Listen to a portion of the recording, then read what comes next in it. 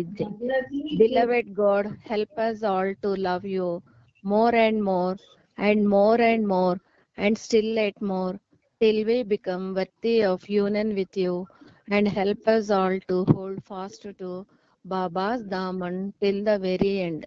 Avatar Meher Baba Ki Jai.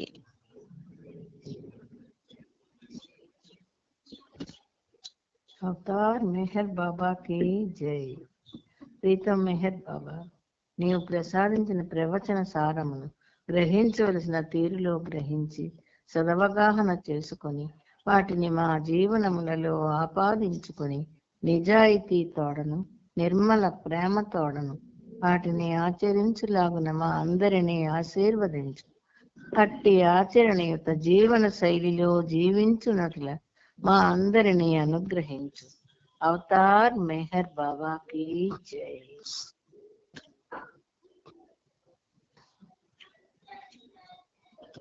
Avatar Meher బాబాకి జై. జై. ప్రేమకారం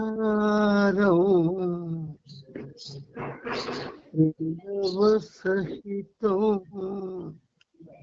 అద్వితీయం అమోఘం మహాతేజం మధురహాసం స్వర్ణదేహం అనంతం క్షిరీతనయం నిరుపమానం ప్రేమ హృదయేశ్వరీశం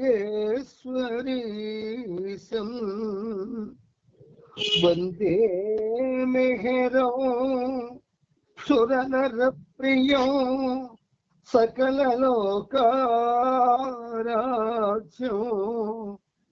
సకల లోకారాధ్యం శరణో మమ.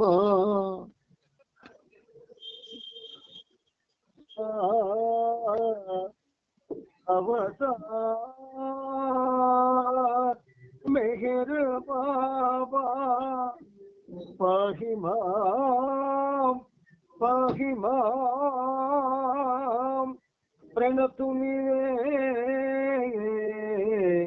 మెహరీశ్వరం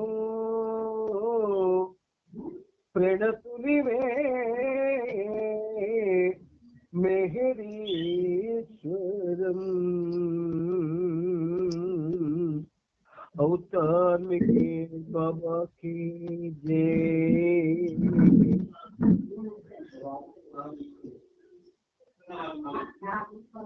కోటి శత సహస్ర పాదాభివందనాలతో ఆ ప్రభువుని మీ తరపున నా తరపున యావత్ బాబా ప్రేమిక బృందం తరపున మొత్తం దేశంలో ఉన్నటువంటి అందరి భక్తులు సాధకులు భక్తులు అనేక వివిధ స్థాయిలో ఉన్న వాళ్ళందరి తరపున శతశాస్త్ర పాదాభివందనాలను సమర్పించుకుంటూ మనం ఈరోజు మన యొక్క ఈ కార్యక్రమంలో ప్రత్యేకమైన ప్రవచనాల నుంచి ఒక మెసేజ్ తెలుసుకుంటూ ఉన్నాం. నిన్నటి దినం మన కళ్యాణ్ యొక్క గాథని విన్నాము. ఆ విధేయత, కళ్యాణ్ యొక్క విధేయత మనకి అలవడాలి. అలవడాలి అంటే కేవలం అలవడాలి అని అనుకుంటే అది అలవడదు, ప్రయత్నం చేయాలి. ఇప్పుడు అనేకమైనటువంటి విషయాలు ఉన్నాం. వచనాలు మనం ఆలోచించి అవి ఆచరణలో పెట్టడానికి ప్రయత్నం చేయాలి. అవతార్ మెహర్ బాబాకి జై. ఈరోజు ప్రవచనాలు పుస్తకంలో నిజమైన శిష్యులకి ఈ అధ్యాయంలో 173వ పేజీలో సేవించుట ద్వారానే గురువును పొందుట, సేవించుట ద్వారానే గురువును పొందుట అనేటటువంటి ఒక ఇక్కడ మనం చదువుకోబోతున్నాం. ఒక గురువు ఎడల గల అవిభాజ్యమైన భక్తి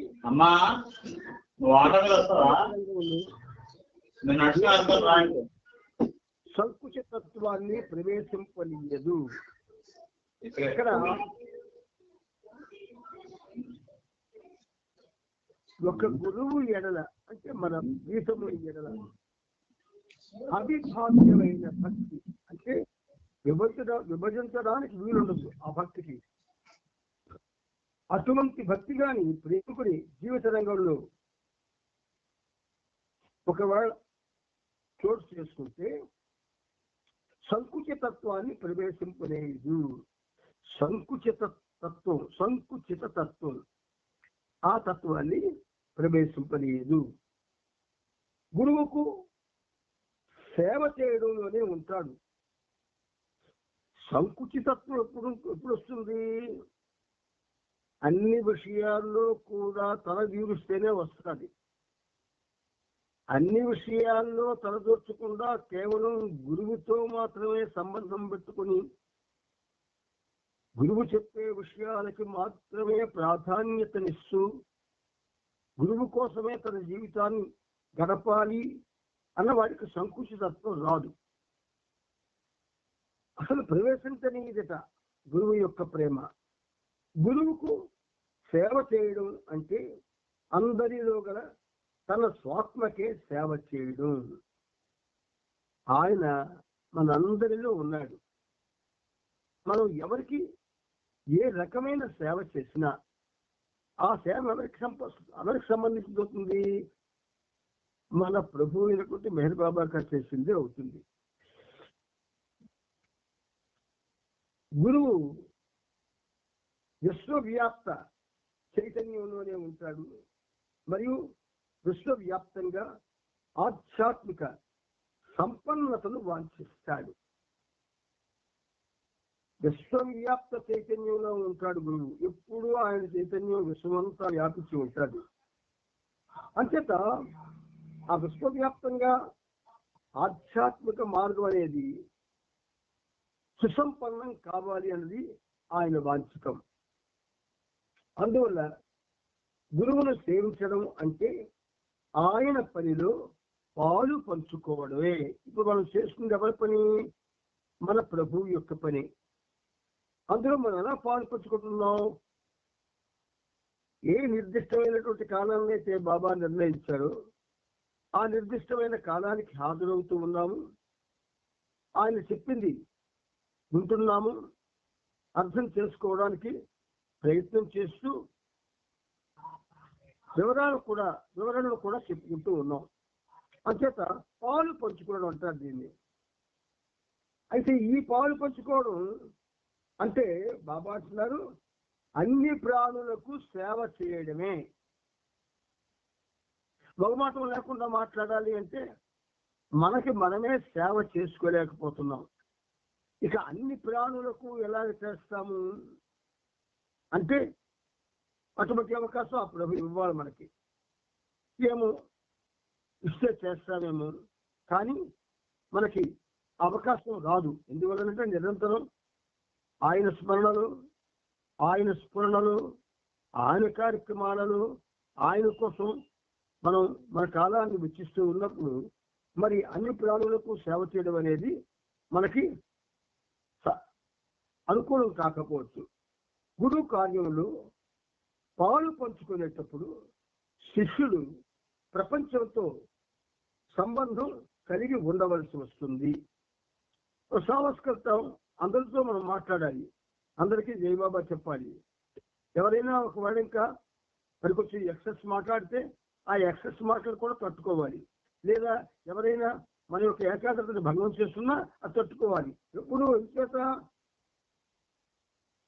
ప్రపంచంతో సంబంధం కలిగి ఉండవలసి వస్తుంది ఆయన కార్యంలో మనం పాలు పంచుకునేటప్పుడు. అందుచేత శిష్యునికి అప్పగించిన కార్యం ప్రకారం అతడు ప్రపంచంలో తిరుగుతున్న అంతరంగంలో మాత్రం గురువుతో సంబంధం ఆయన అనంత అస్తిత్వంతో ముడిపడి ఉంటుంది. ఇక్కడ చిన్న ఎక్స్ట్రా బాబా మనకి వివరణ చెప్పాను. ఆ గురువు యొక్క కార్యం ఏ కార్యమైనా అందులో మనం ఎప్పుడైతే కాలు పంచుకుంటామో అంటే ప్రవేశిస్తామో, ఇక్కడ అంతరంగంలో ఏం చేయాలి మనం? ఆయన అనంత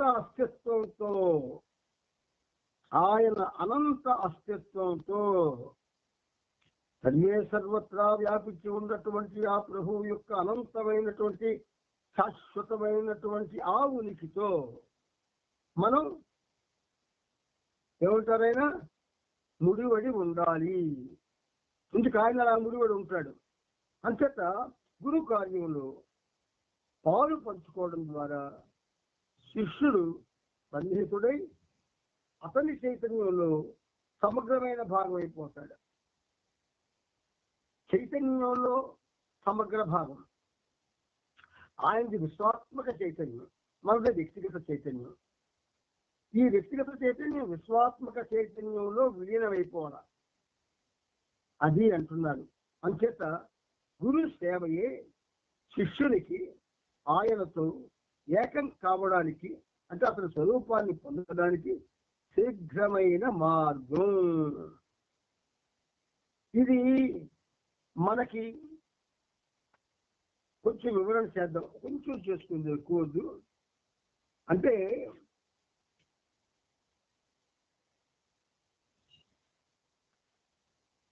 ఈ వివరణ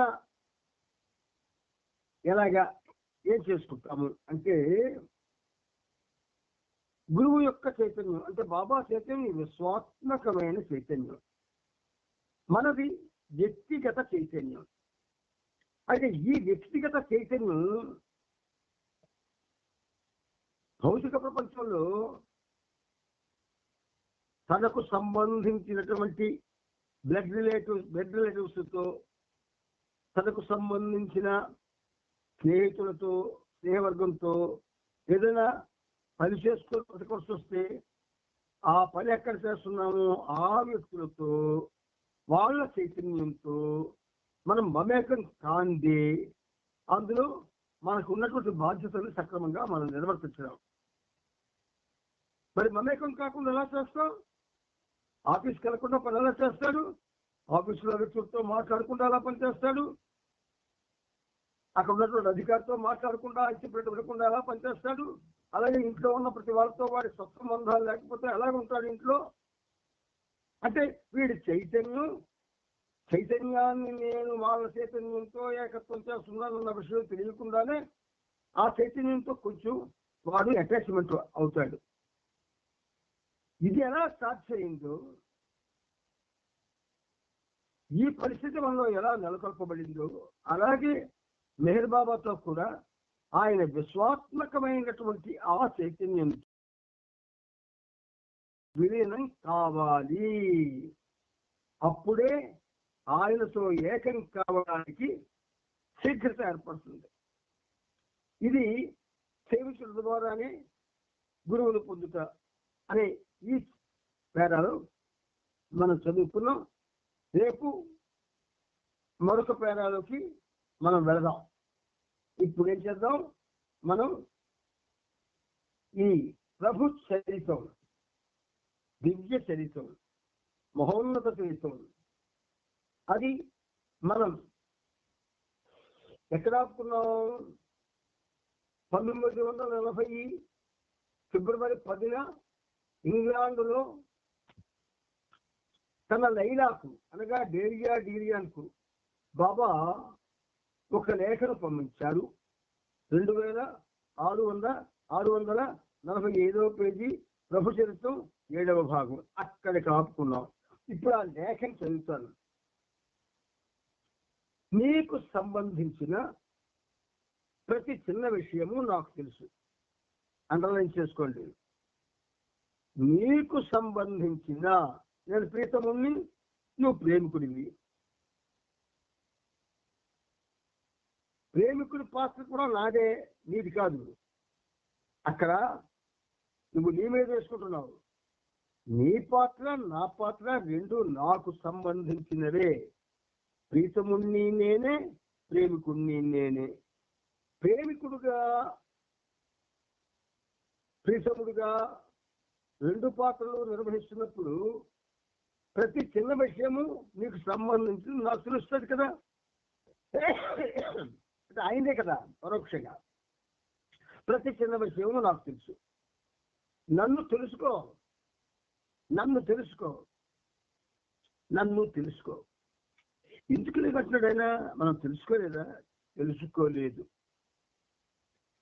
మనం ఆయన చిత్రాన్ని తెలుసుకున్నాం,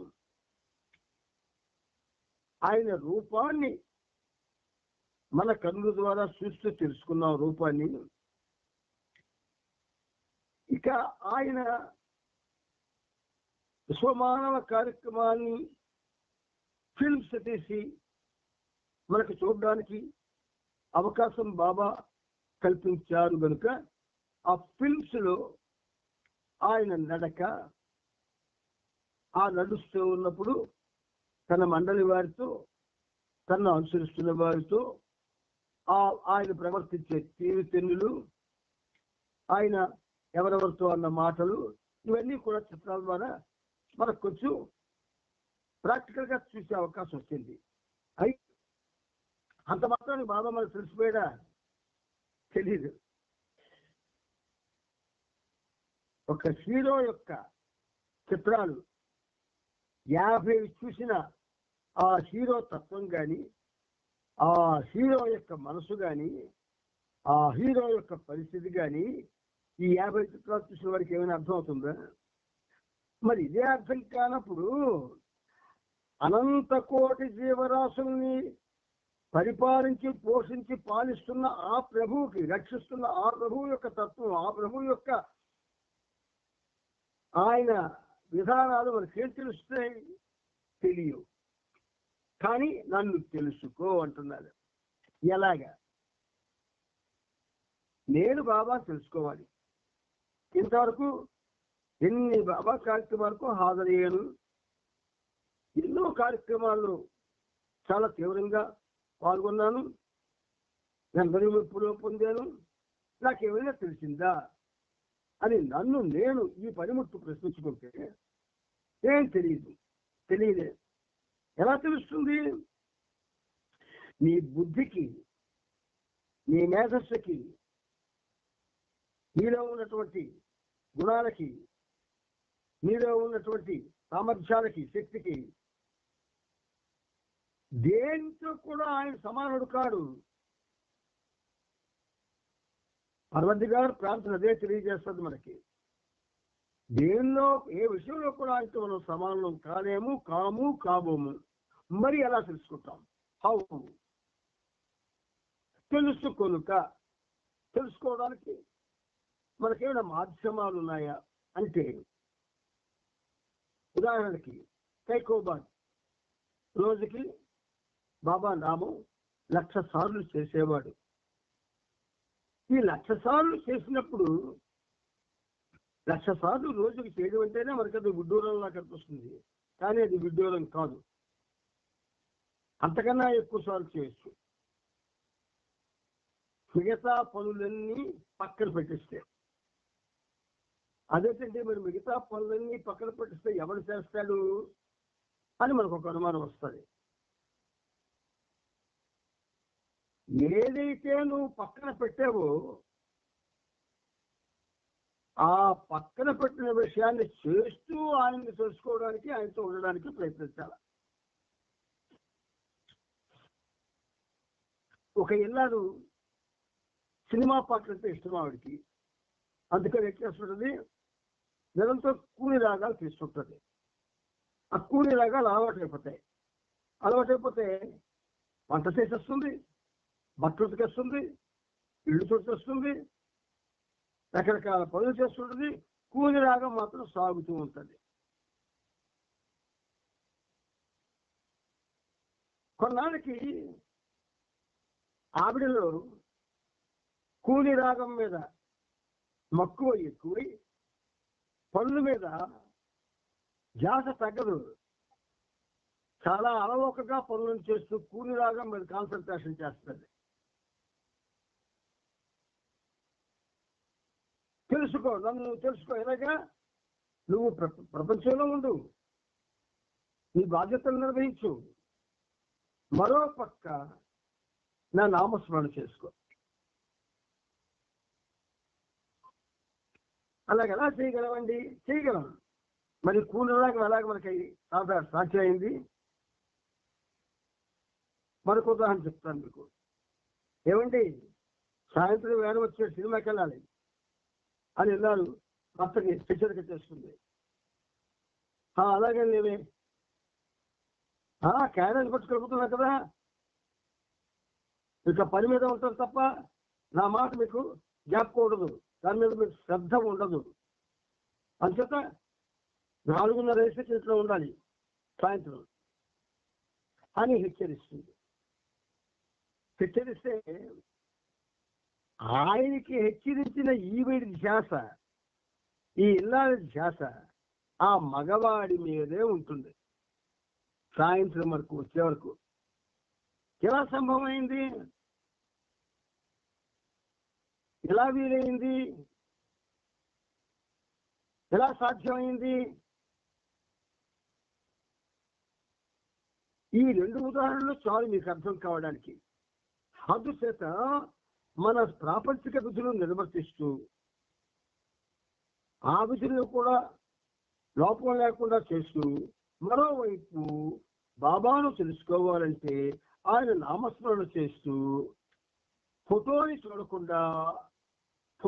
చూడకుండా హృదయంలో ఆయన్ని ఊహించుకొని చూడడానికి ప్రయత్నం కానీ చేస్తే అది సాధ్యమవుతుంది. అందుచేత నీవు నన్ను తెలుసుకో, నువ్వు దైవాన్ని తెలుసుకుంటావు. నన్ను తెలుసుకుంటే దైవాన్ని తెలుసుకుంటావు. నీవు నీ ప్రీతముని కలుసుకున్నాక ఇక ఇతరమైన ఏ విషయమైనా విలువ లేనిదే అవుతుంది. మనకి అంటే భౌతిక ప్రపంచంలో మెహర్ బాబాని ప్రత్యేకంగాను, మిగిలిన విషయాలన్నింటినీ సాధారణంగాను మనం చూడం. ఎప్పుడు మెహర్ బాబాని ప్రత్యేకంగా మనం చూస్తాం? ఎక్కడో సహవాసం అవుతుంది, లేదు మెహరాబాద్ వెళ్ళాలి, ఇలాంటి పరిస్థితుల్లో మాత్రం ఆయన ప్రత్యేకంగా మనం ప్రాధాన్యత ఇచ్చి చూస్తాము, ప్రాధాన్యత ఇచ్చి జ్ఞాపించుకుంటాము, ప్రాధాన్యత ఇచ్చి ఆయన కోసం ఆలోచిస్తూ ఉంటాము. కానీ మిగతా టైంలో ఆయన కూడా సామాన్యుడే మన దృష్టిలో. అందుచేత నీవు నీ ప్రీతముని కలుసుకున్నాక ఇతరమైన ఏ విషయమైనా విలువలేనిది అవుతుంది. బాబా కంపాషనేట్ ఫాదర్, దయామయుడైన తండ్రి, మనల్ని ఇబ్బంది పెట్టకుండా సులువులు చెప్తున్నాడు ఆయన. ఏ విషయమైనా విలువలేనిదే అవుతుంది నీ ప్రీతముని కలుసుకున్నాక. అప్పటి నుండి ప్రతి విషయానికి ఆయనే కేంద్రమై ఉంటాడు. ఇప్పటికే చాలా మంది బాబా ప్రేమికుల ఇళ్లలో ఏ పని చేసినా, బాబా ఇవాళ రోజువారీ కూర చారు కడకుండా స్పెషల్గా ఏదో చేద్దాం అనుకుంటున్నాను తండ్రి ఆయన చెప్పారు. అంటే దానికి అవకాశం ఈయన. బాబా సాయంత్రం బజార్కి వెళ్ళాలి, ఆ బజార్కి వెళ్ళే అవకాశం ఏ బాబా?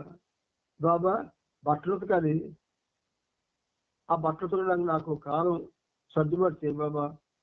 బాబా పడుకోవాలి, ఆ పడుకోవడానికి కూడా నాకు కొంచెం కాలాన్ని సర్దుబాటు చేయి బాబా. ఇలా ప్రతి విషయాన్ని ఆయన చెప్తూ ఉంటారు.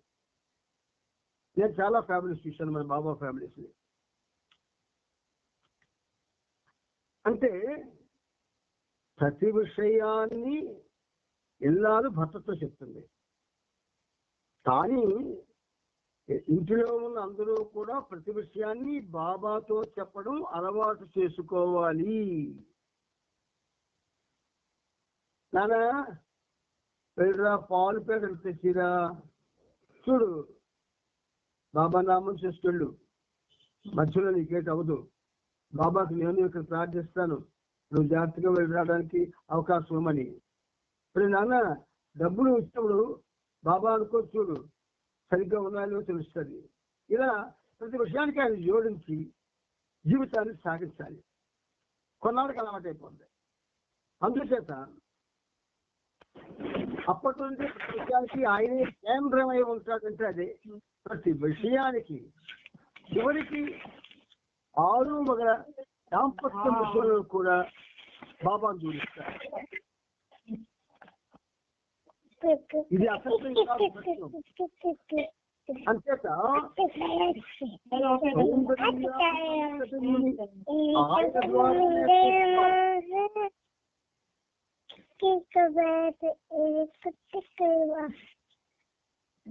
సౌందర్యం ఎక్కడుంది?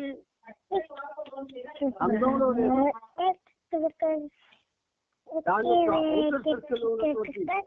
భాష రూపం ఎవరో చిన్నపిల్లలు మాట్లాడుతున్నారు. సౌందర్యాన్ని ఆయన ద్వారానే చూస్తావు. కవిత్వం, కళ, సంగీతం, జీవితం అది ఏ రకంగానైనా వ్యక్తం కావచ్చు. సంస్థాగతంగా కానీ నీ చేతుల మీద కానీ జరిగే ప్రతి పని ఆ ప్రీతముల కొరకే జరుగుతుంది.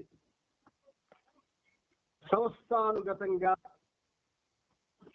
నీ చేతుల మీద, సంస్థానుగతంగా అంటే సెంటర్లకు వెళ్ళి అక్కడ పార్టిసిపేట్ చేసినప్పుడు, నీ చేతుల మీద అంటే నువ్వు ఏదైనా నీ ఇంట్లో కార్యక్రమం పెట్టుకున్నప్పుడు లేదా ఎక్కడైనా కార్యక్రమం పెట్టుకున్నప్పుడు ప్రతి పని ఆ ప్రీతముల కొరకే జరుగుతుంది. ఇది ఏకైక బంధం నీ ప్రియతముడే. నీ ఏకైక బంధం నీ ప్రియతముడే. ఇది తల్లికి తల్లి, తండ్రికి తండ్రి, పిల్లలకి పిల్లలకు కూడా ఇలాగే అనుకోవాలి. నా ఏకైక బంధం మా అమ్మ నాన్న కాదు, బాబాయే. నా ఏకైక బంధం మా ఆయనే కాదు, బాబాయే. ఇలా ఆయనతో బంధాన్ని కలుపుకొని మిగిలిన బంధాన్ని గౌరవించాల. ఇది అలవాటు చేసుకుంటూనే జరుగుతుంది, లేకపోతే జరిగే పని కాదు. ఇలా అలవాటు చేసుకుంటే పొగట్టలు ఉండవు, పొగడ్డం ఉండదు. ఎందుకు అంత ఆయనకి అపాదిస్తున్నప్పుడు ఒకటి కూడా పొగడాలి, వ్యక్తులు పొగడం. అలాగే వ్యక్తిగతంగా ఎవరిని దూషించవు, వ్యక్తిగతంగా ఎవరి లోపాలు చూడడానికి ప్రయత్నం చేయవు, అన్ని ఆయనకి ఆపాదిస్తూ ఉన్నప్పుడు. అందుచేత నీ ఏకైక బంధువు నీ తీసుకుని నీవు చేసే సేవ అది స్నేహితుల కొరకు కావచ్చు, నీ కుటుంబ సభ్యుల కోసం కావచ్చు, లేదా కొత్త వారికైనా కావచ్చు, స్వార్థరహితమైన సేవగా అప్పుడు నిలుస్తుంది. అంటే ఒక పాట ఉంది గీతావళిలో, అనువనువు నిండి ఉన్న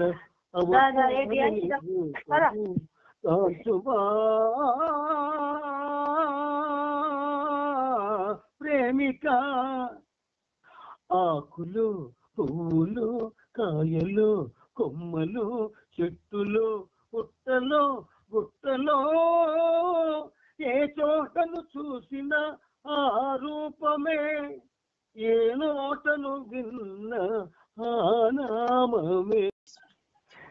అంటే ఇప్పుడు మాటలన్నీ ఆ పాటలో ఉన్నాయి. అందుచేత ప్రీతముడైన అతని సంతోషపరచడం ద్వారా అతనిని తెలుసుకుంటావు.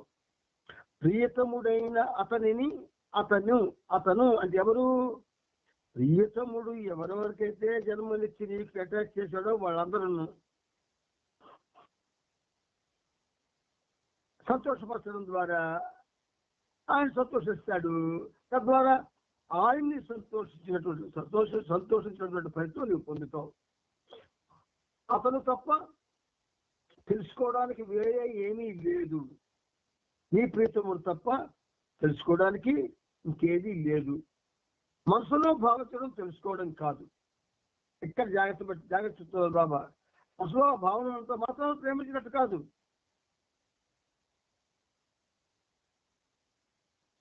భావన ఉండొచ్చు, కానీ బాహ్యంగా నీ ప్రవర్తన మారిపోద్ది. అందుచేత మనసులో భావించడం తెలుసుకోవడం కాదు, నన్ను సంతోషపరచడానికి పని చేయాలి. కానీ ఏ పని చేయాలి? నీ ప్రియతముడు నిన్ను ఆదేశించినదే చేయాలి. నీకు ఏదైతే చెయ్యమని ఆదేశిస్తాడో దాన్ని చెయ్యాలి. అన్ని ఆదేశాలను ఇచ్చాడు ఆయన. ఈ విషయంలో ఆయన ఆదేశించాలని చెప్పడానికి ఒక్కట్లేదు. అందుచేత బ్రహ్మైక్యతకై అంటే యూనియన్, బ్రహ్మైక్యతకై నేను మీతో జరిపే విధానం అత్యంత దగ్గర త్రోవ. ఆయన మనతో అనుక్షణం కూడా ఐక్యం అవడానికి ప్రయత్నిస్తూనే ఉన్నాడు. అంచేత ఎలా ప్రయత్నిస్తాడైనా నీకు జ్ఞాపకం చేస్తాడు ప్రతి విషయం. నువ్వేదైనా పొరపాటున ఆయన దగ్గర అంటే వెంటనే జ్ఞాపకం చేస్తాడు. నువ్వేదైనా చేస్తానని చేయకపోతే ఆ సమయం దాటిపోతుంది, జ్ఞాపకం చేస్తాడు. నువ్వు చేస్తానని సమయం దాటిచ్చావని చేస్తాడు బాబా. అంచేత ఆ ఐక్యత కోసం మీరెన్నడూ తప్పించని రీతిలో, మీరెవరూ తప్పించని రీతిలో నేను అనంతంగా తప్పిస్తున్నాను. I'm the only one that exists. You and I are not we, but one. ఆ బట్ వన్ ఆయన కదా బట్ వన్ అంటే ఆయన మీరెవ్వరూ తప్పించని రీతిలో నేను ఐక్యత కోసం అనంతంగా తప్పిస్తున్నాను అంటాడు ఆయన. సృష్టి అంతా నిండి ఉన్న నన్ను నేను అనుభవపూర్వకంగా తెలుసుకోవడమే ఒక ఆట. సృష్టి అంతా నిండి ఉన్న నేను అనుభవపూర్వకంగా తెలుసుకోవడమే ఆ ఆట. కేడి కేడి నీదు కేళి దివ్య కేళి తెలియ సాధ్యమా మెహర్ బాబా మెహర్ బాబా మెహర్ బాబా మెహర్ బాబా మెహర్ బాబా మెహర్ బాబా మెహర్ బాబా మెహర్ బాబా కేళి నీదు కేళి దివ్య కేళి కేళి నీదు కేళి దివ్య కేళి 3 సార్లు, 3 మాటలు. మెహర్ బాబా 3 సార్లు వచ్చింది. మెహర్ బాబా మెహర్ బాబా మెహర్ బాబా. ఏమిటి ఇందులో ఉన్నటువంటి గమ్మత్తు అంటే, కేళి భౌతిక ప్రపంచంలో మానవుడిగా ఆయన సాగించే జీవితం ఆట. కేళి నీదు కేళి ఆధ్యాత్మిక ప్రపంచంలో వివిధ స్థాయిల్లో ఉన్నవాడితో పనిచేస్తాడు. అది ఆయన కేళి, ప్రత్యేకమైన కేళి. దివ్య కేళి మస్తు నుంచి మజూబుల వరకు అందరితో పనిచేస్తాడు, అందరినీ ఆదరిస్తాడు, అందరినీ చేరదీస్తాడు. అది దివ్య కేళి. ఈ 3 ఆయనే ఆడతాడు, మనకి ఒకరు లేరు. అంచేత ఆ పాట గమ్మత్తుగా ఎలా రాయించాడు?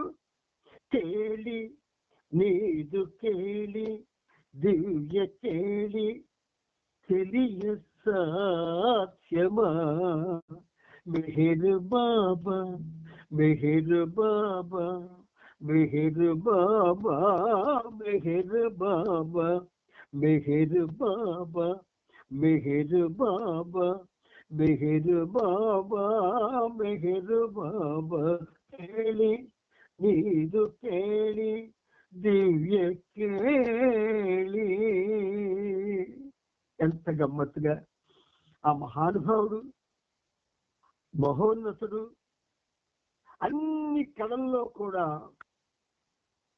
ఒక విధంగా చెప్పాలంటే ఆయనే ఆధారం అన్ని కళలకి, ఆయనే ఆ కళా స్వరూపుడు.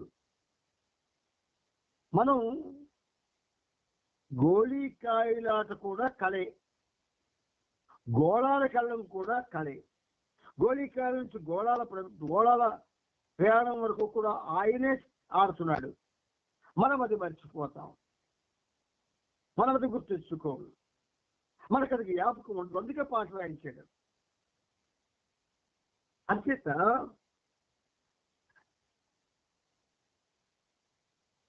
ఒక ఆట, అనుభవపూర్వకంగా నన్ను తెలుసుకోవడం ఒక ఆట.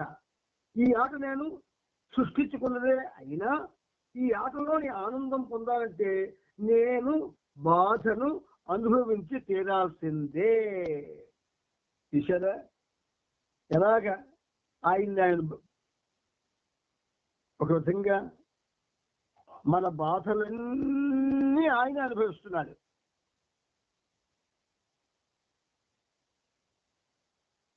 మన బాధలు మొత్తం ఆయన అనుభవిస్తున్నాడు, మనం అనుభవిస్తున్నాం. మనం ఉంటే కదా అనుభవించడానికి.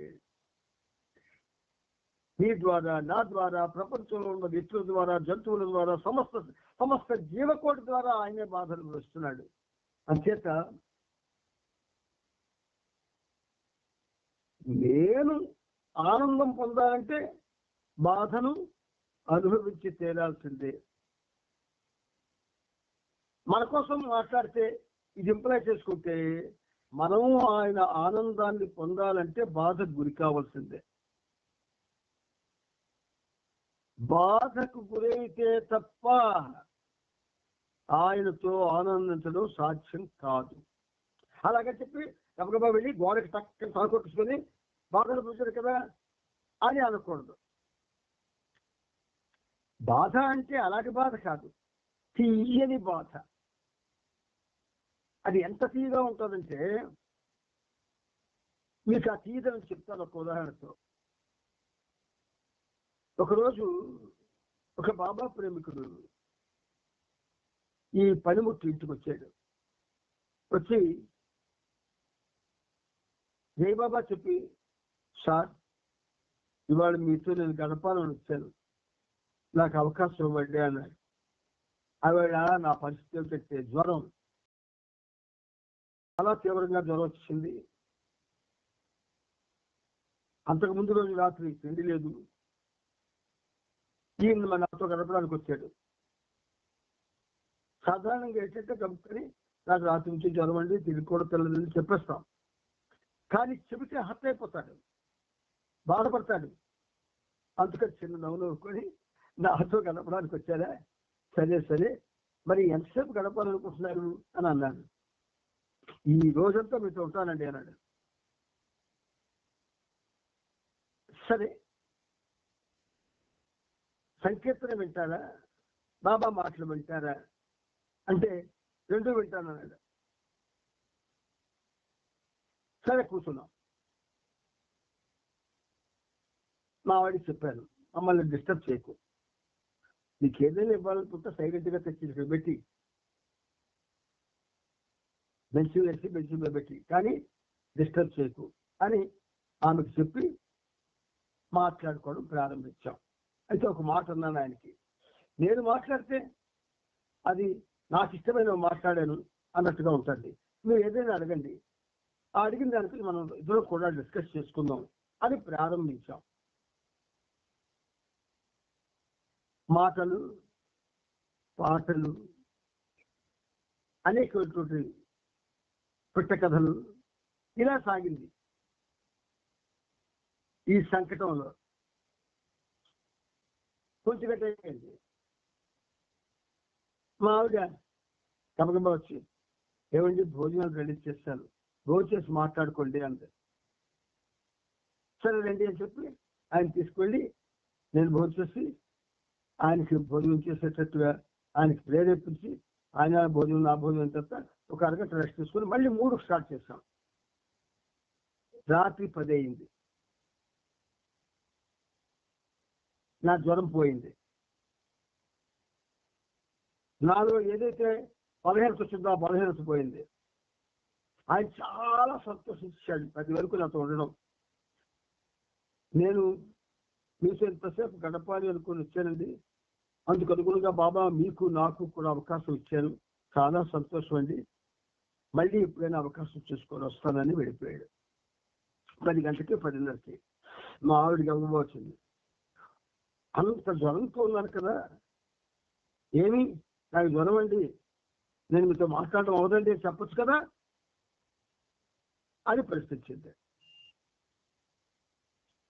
ఒక చిన్న ఉదాహరణ ఆవిడ చెప్పాను. పిల్లకి పెళ్ళి అవుతుంది, మీకు నాకు జ్వరం వచ్చింది, జ్వరాన్ని పరిగణనలోకి తీసుకుంటామా, పెళ్లి పనులు పరిగణనలోకి తీసుకుంటామని అడిగాను. ఎందుకండి నీకు దానికి ముడిపెడుతుంటే, అంతే, నీకు ఆ పని అంత ముఖ్యం, ఈ పని అంతే ముఖ్యం. అలా కానప్పుడు మనం బాబాని ప్రేమించినట్టే అయిపోతుంది అని చెప్పగానే 50 నుంచి ఆవిడ సర్దుకుంది. అంటే ఆట, ఆ ఆట ప్రియతమ ప్రేమిక ఆట, ఆ ఆటలో ఆనందం పొందాలి. ఒక పాటలో రాయిస్తాడు, నీ ఆటలో నేను ఎప్పుడూ ఓడిపోతున్నాను బాబా అని.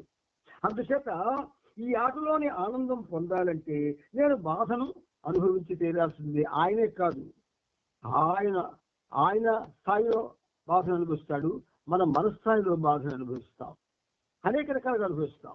అందుచేత వేరెవరూ తెలుసుకోలేనంతగా శరీరధారి అయిన నన్ను తెలుసుకున్న నా ప్రేమికులు మీరు.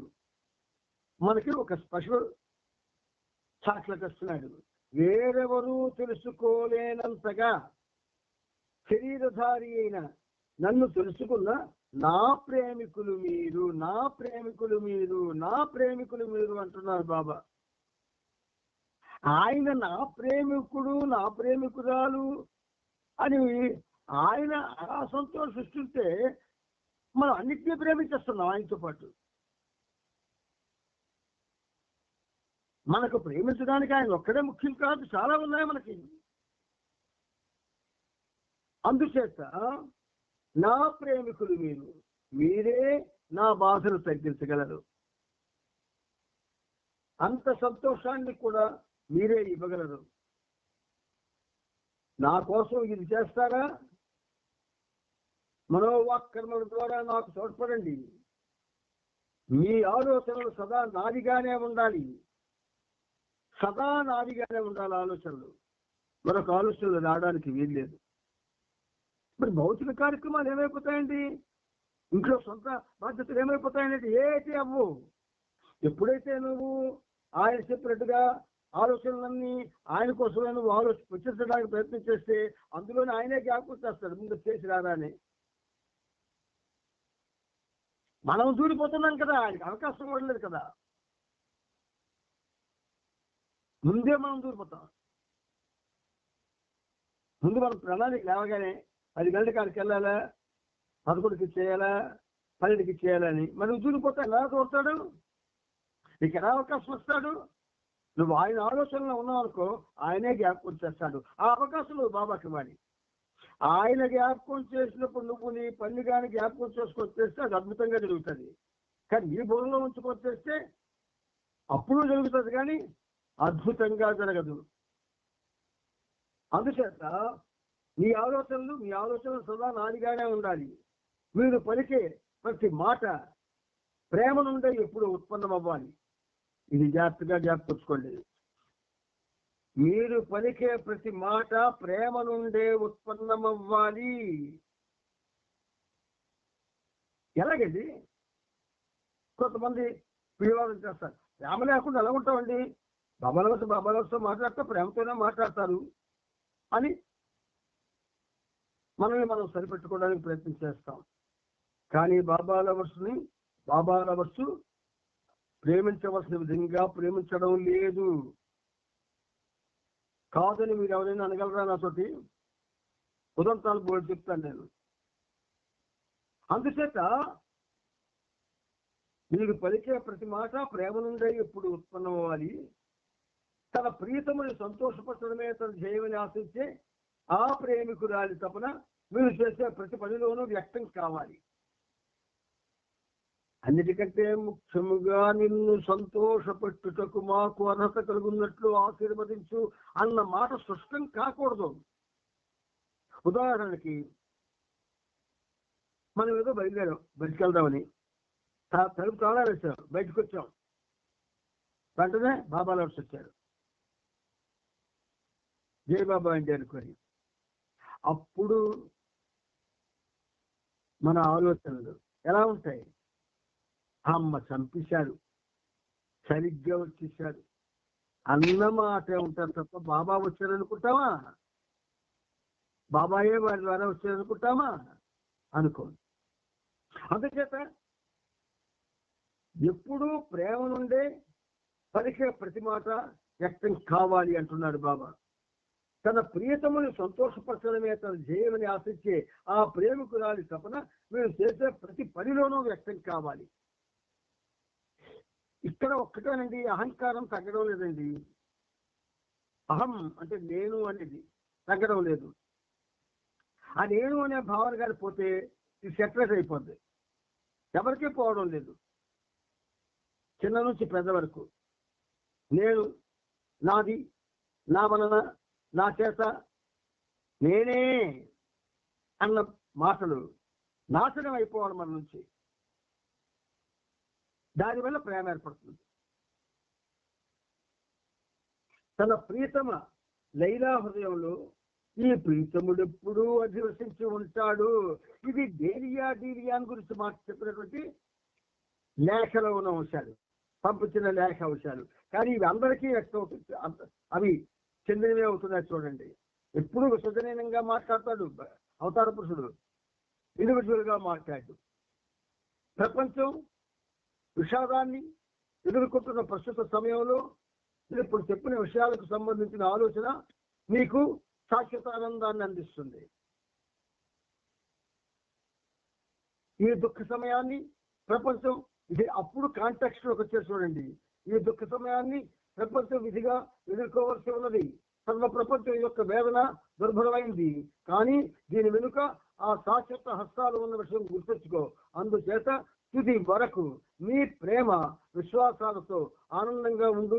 నిన్నెనడును నిరాశపరచను, నేనెప్పటికీ నిన్ను విడిచిపెట్టను. అబ్బబ్బబ్బబ్బబ్బబ్బ, ఓ తల్లిదండ్రులు కూడా బిడ్డలకి ఇలా చెప్పలేదండి.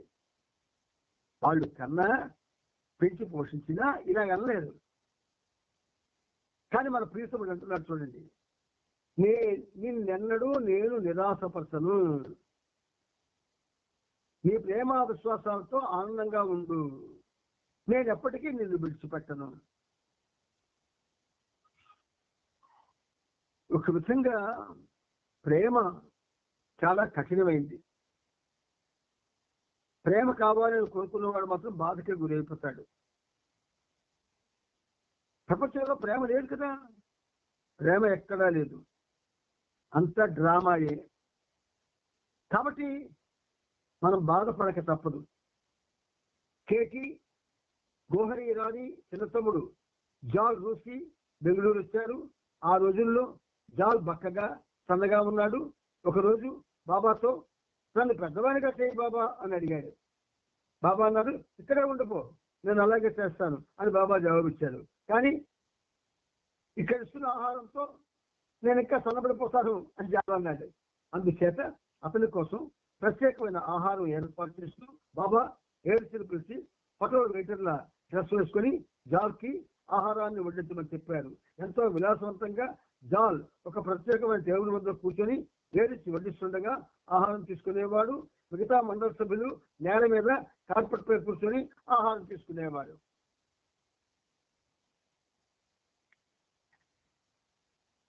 ఈర్ష్య, అసూయలు,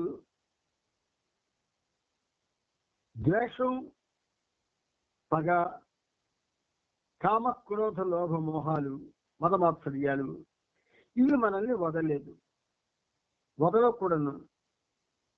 ఎప్పుడు ఉంటాయి? నువ్వు బాబాతో ఉంటే వదిలేస్తాయి. బాబాతో ఉండాలి, అవి నీ దగ్గరికి రావు.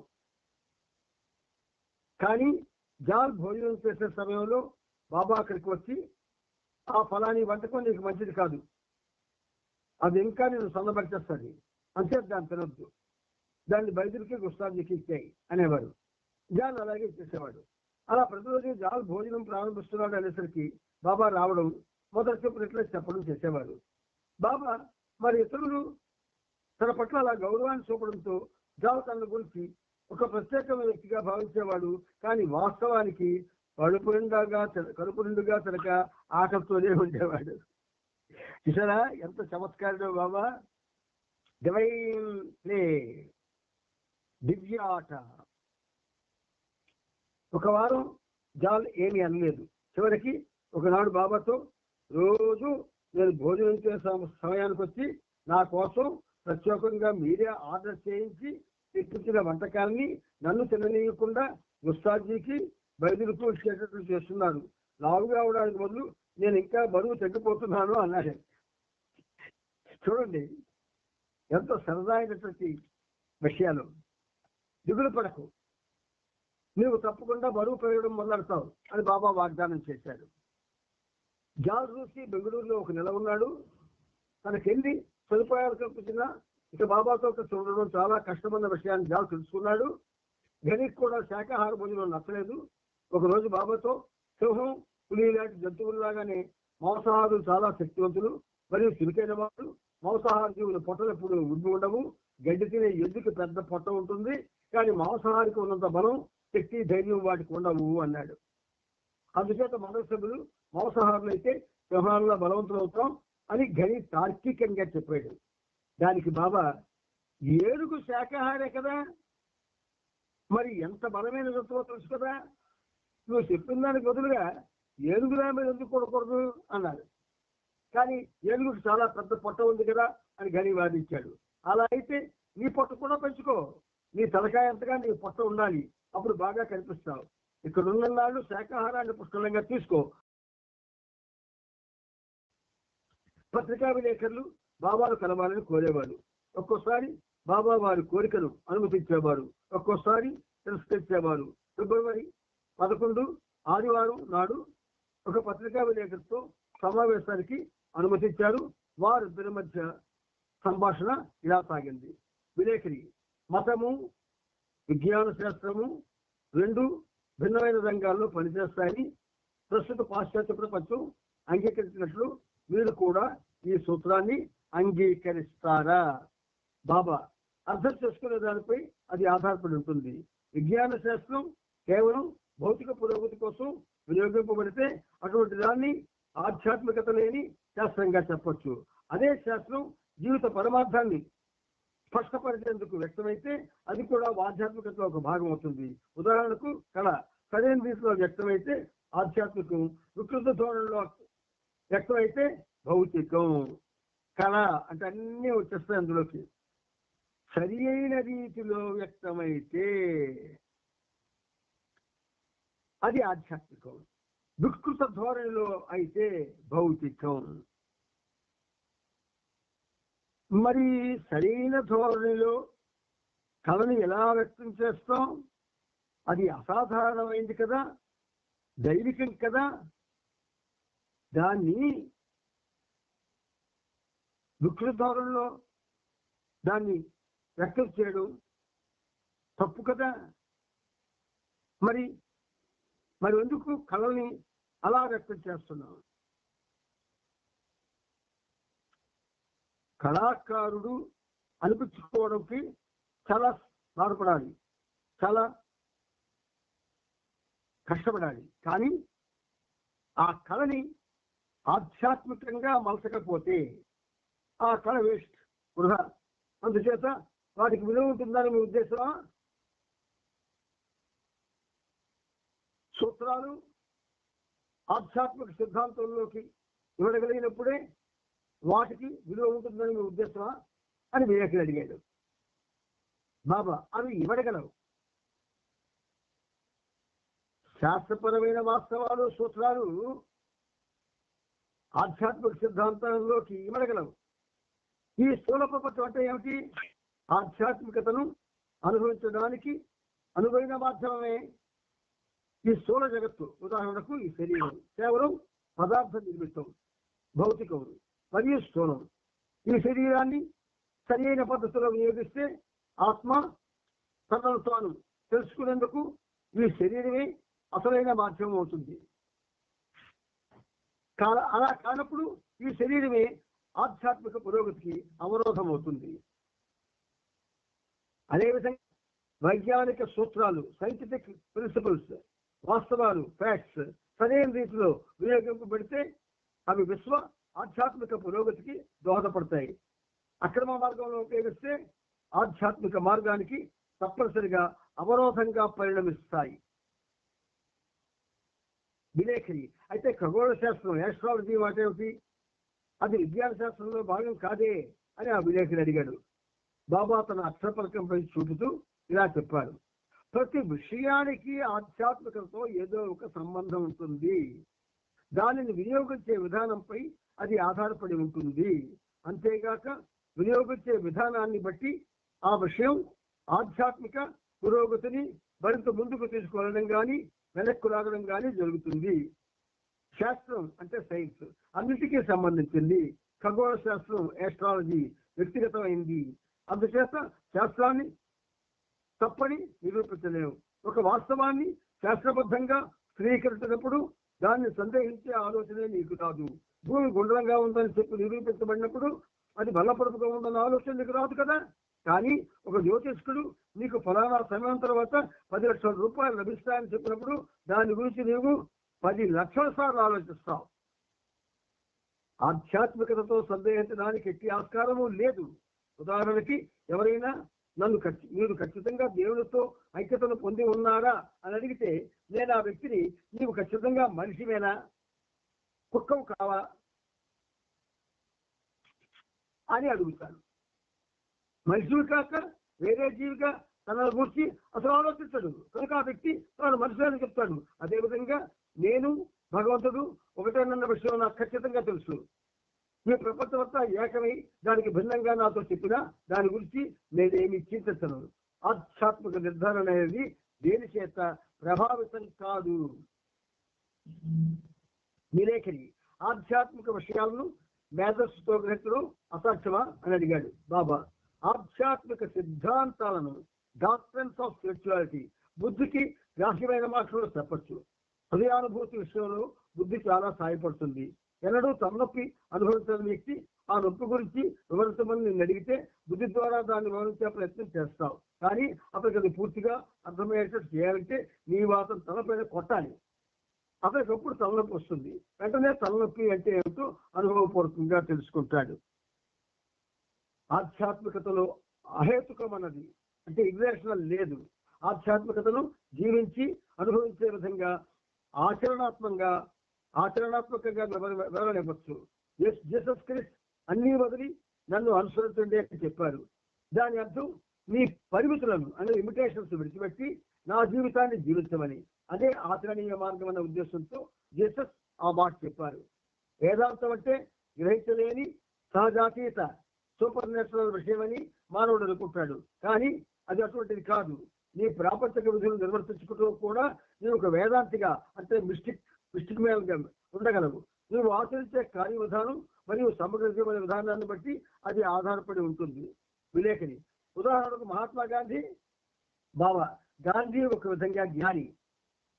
ప్రతి వ్యక్తి తనదైన పద్ధతిలో జ్ఞానియే. యథార్థ జ్ఞాని యొక్క జీవితం ఆచరణీయమైంది. జనసామాన్యం విషయంలో సరైన జీవనాన్ని గడపడమే మార్మికవాది అంటే మిస్టిక్ అనుదానికి వర్తిస్తుంది. సరైన రీతిలో వ్యక్తమైనప్పుడు మార్మికత్వానికి అంటే మిస్టికత్వానికి జీవితపు ప్రతి దశతోనూ సంబంధం ఉంటుంది. సరిగ్గా వ్యక్తం కానప్పుడు ప్రతి చర్య రియాక్షన్ తలెత్తి అది మార్మిక తత్వంగా పిలువబడదు. ఆ విధంగానే అసూయతో చెడుగా వినియోగం ప్రేమ ద్వేషంగా మారిపోతుంది. అసూయతో చెడుగా వినియోగింపబడిన ప్రేమ ద్వేషంగా మారిపోతుంది. ఇవే కొంతమందిలో ప్రేమ లేకుండా చేస్తుంది. ఆ తత్వమే మార్మికత్వాన్ని సరైన రీతిలో సర్దుబాటు చేసుకుంటే ప్రస్తుతం సంగ్రామంలో మునిగిన దేశాలకు ఎంతో మేలు కలుగుతుంది. లేని పక్షంలో పరిస్థితులు ఇంకా చెడిపోతాయి, మరో మాటలు తీవ్రమవుతాయి. మార్మికత్వం విష్ణుగతం అంటే ఉన్నత భూమికల్లో ఆత్మ పొందే అనుభవ సారం. ఆత్మ ఈ అనుభవం ద్వారానే సర్వోన్నత స్థితిని అందుకుంటుంది. ఆ విలేకరి ఈ మాటల గురించి కొన్ని నిమిషాలు ఆలోచించి ఇలా అన్నాడు. విలేకరి అంటున్నాడు, కానీ శాంతి స్థాపన కోసం దేశాల నడుమ భౌతిక సంపద సరైన రీతిలో సర్దుబాటు కావాలి, ఆర్థిక రాజకీయ పరిణామాలు కూడా జరగాలి. ఇప్పుడు మీరు చెప్పిన సిద్ధాంతానికి శాంతి స్థాపనకు ఏమైనా సంబంధం ఉందా? బాబా, భౌతికమైన సర్దుబాటు, మెటీరియల్ అడ్జస్ట్మెంట్ ఆధ్యాత్మిక అవగాహన ద్వారానే చేసుకోవచ్చు. అన్ని బాధలకు వ్యక్తి యొక్క స్వార్థమే కారణమన్న విషయం ప్రజలు గ్రహించేటట్లు చేస్తే భౌతిక సంపద యొక్క సర్దుబాటు దానంతటా అదే జరగడం సంభవిస్తుంది. విలేకరి, ప్రజలు వారున్న స్థితిలోనే కొనసాగినంత కాలం ఆర్థిక సర్దుబాటు సాధ్యపడుతుందా? బాబా, ఆర్థిక సర్దుబాటు, ఎకనామిక్ అడ్జస్ట్మెంట్, మానవ ప్రవృత్తి, హ్యూమన్ నేచర్ రెండు ఒకదానిపైన ఒకటి ఆధారపడే విషయాలు. స్వార్థ ప్రయోజనమే, సెల్ఫ్ ఇంట్రెస్ట్ బాధలకు మూల కారణం అన్న విషయం గ్రహిస్తే సమస్య పరిష్కారం అవుతుంది. ఇది తెలుసుకోవడం తేలిక, సూక్ష్మమైనది కూడా, ఎంతో సూక్ష్మం మరియు సులువైనందువల్లనే సమస్య మరింత క్లిష్టమైంది కూడా. ఉదాహరణకు సన్మానానికి కానీ అవమానానికి కానీ నీవు ప్రభావితులు కాకుండా ఉన్నట్లయితే, అనగా అవి నీపై ఏ ప్రభావం చూపించినప్పుడు నీవెల్లప్పుడూ సంతోషంగానే ఉంటావు. కాని పక్షంలో తప్పకుండా దుఃఖాన్ని పొందుతావు. పరిష్కారం ఎంత సులువుగా ఉందో చూడు. పరిష్కారం అంత సులభంగా ఉండడమే సమస్యను క్లిష్టంగా తయారు చేస్తుంది.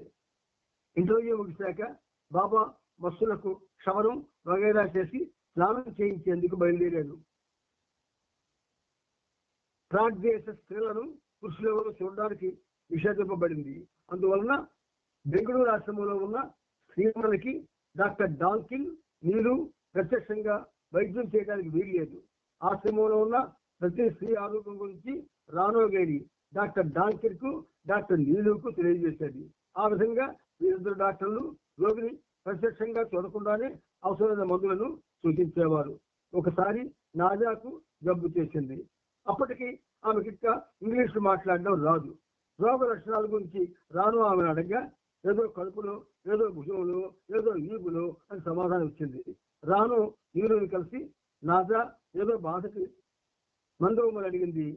బాబాకి విషయం తెలిసి బాగా నవ్వుకున్నాడు. దౌలాకు సృష్టి చేసినప్పుడు ఆశ్రమ స్త్రీలు భాషాపరంగా లాంగ్వేజ్ చేంజ్ మారారు. దౌలా దరి అనే నిలిపిలేని పర్షియన్ భాష అనర్గళంగా మాట్లాడేది.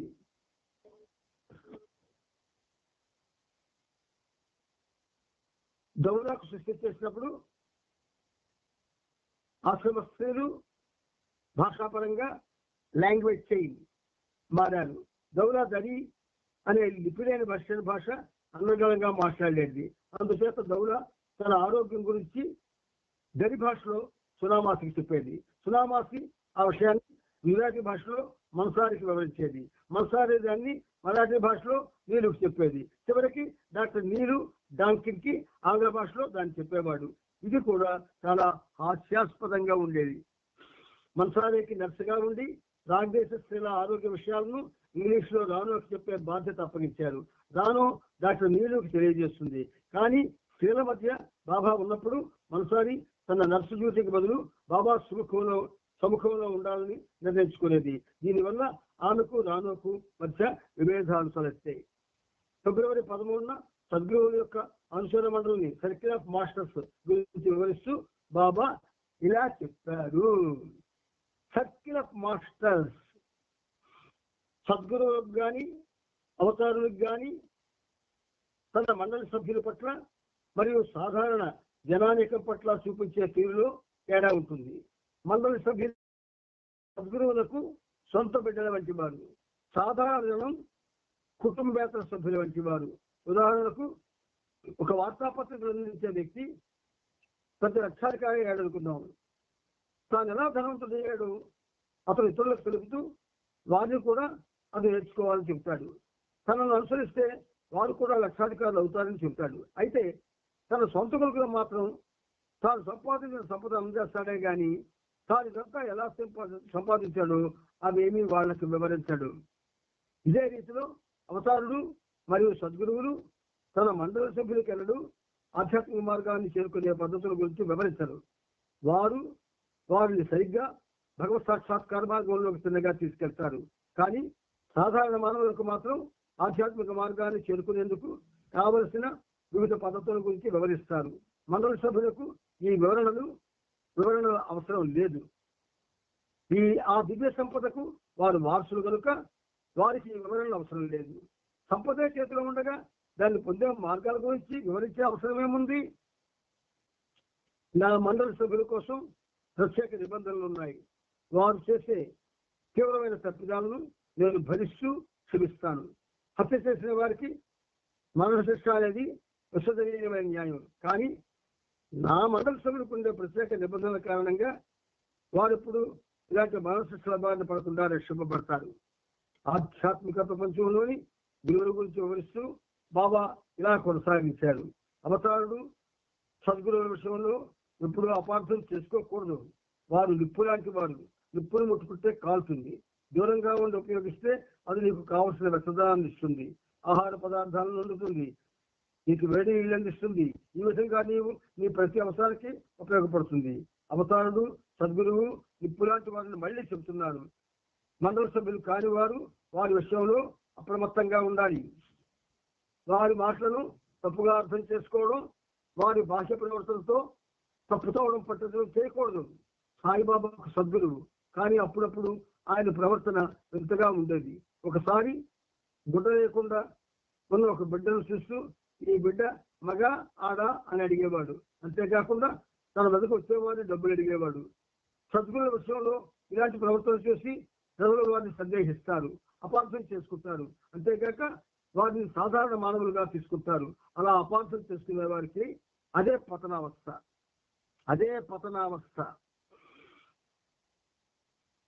కట్టుబాట్లు సవరించి చర్చిగా తన ఇష్టం వచ్చినట్లు ప్రవర్తించవద్దని నేను ఎవరికైనా అనుమతిస్తే అది లోకం దృష్టిలో ఎంతగా అసంబద్ధం అనిపించినా లేదా ఆచరణయోగ్యంగా కనిపించకపోయినా ఎంతో దూరదృష్టితో నేను ఆ పని చేస్తాను. అది మీ బుద్ధికి అందని విషయం. ఒక ప్రయోజనాన్ని దృష్టిలో పెట్టుకునే నేను అలా చేస్తాను. దీనిలో మనసు గ్రహించలేని ఎంతో దూరదృష్టి ఉంది. నేను ఇచ్చే స్వేచ్ఛను ఆ వ్యక్తి కాలక్షేపానికి వాడుకోవచ్చు, లేదా ఒక పరిస్థితి నుండి తప్పించుకునేందుకు నేను అలా చేసి ఉండొచ్చు. అలా ఆ స్వేచ్ఛను ఇవ్వడం ద్వారా అతని మనస్సును ఇతర విషయాల నుండి మరచి అతని చేతికి ఒక ఆట వస్తువును అందించా. ఎందుకంటే చివరికి అతను దాంతో ఆడి విసిగిపోయి దాన్ని విసిరేస్తాడని నాకు తెలుసు. ఎంత అద్భుతంగా బాబా మౌనావతారుడు ఎంత అద్భుతంగా మాట్లాడుతున్నాడో చూడండి.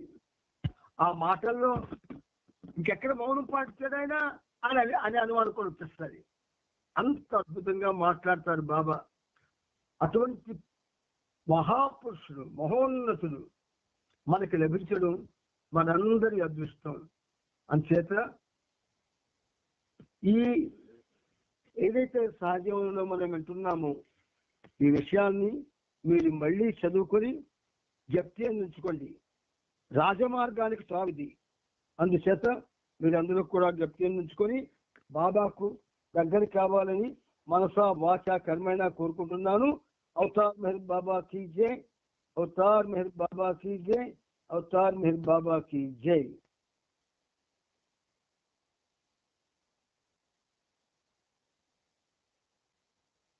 अवतार मेहर